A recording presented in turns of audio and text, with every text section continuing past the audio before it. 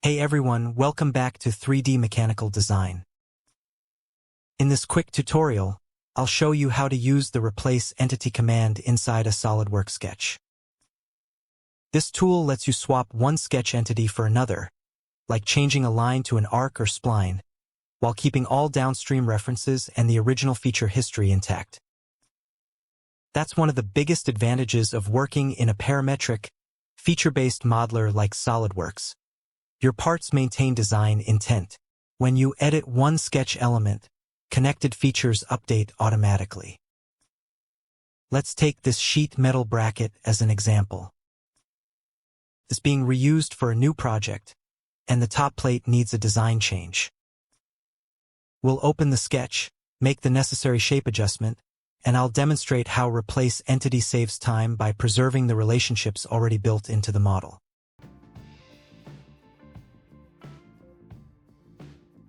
Let's jump into SolidWorks. Here we see a simple sheet metal bracket with a cutout on the top, some holes, some threaded holes, and similar features on the side.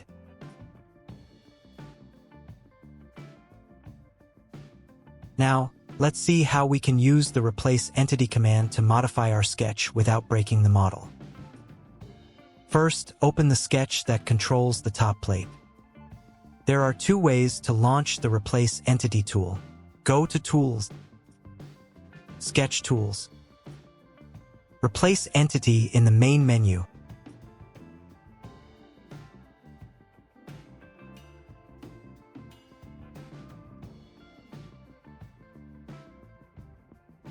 Simply right-click the line you want to change, and the Replace Entity icon will appear in the context toolbar.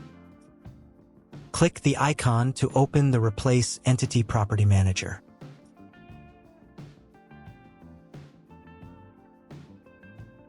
Let's make a quick change to see how it works.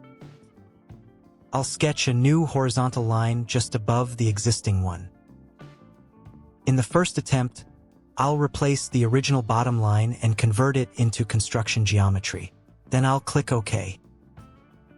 Notice what happens.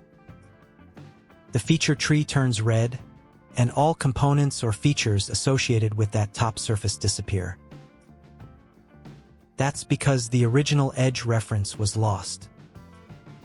So, let's reload the bracket and do it properly this time. Again, draw the same new line above.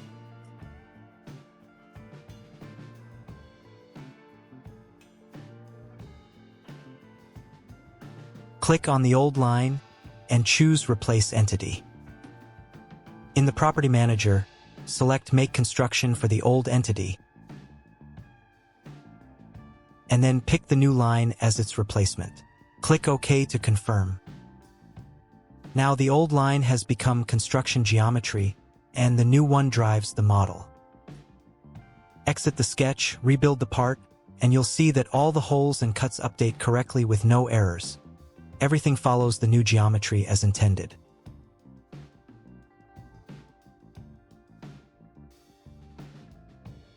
Let's continue, but first, if you found this tutorial helpful, please give it a like and share your thoughts in the comments.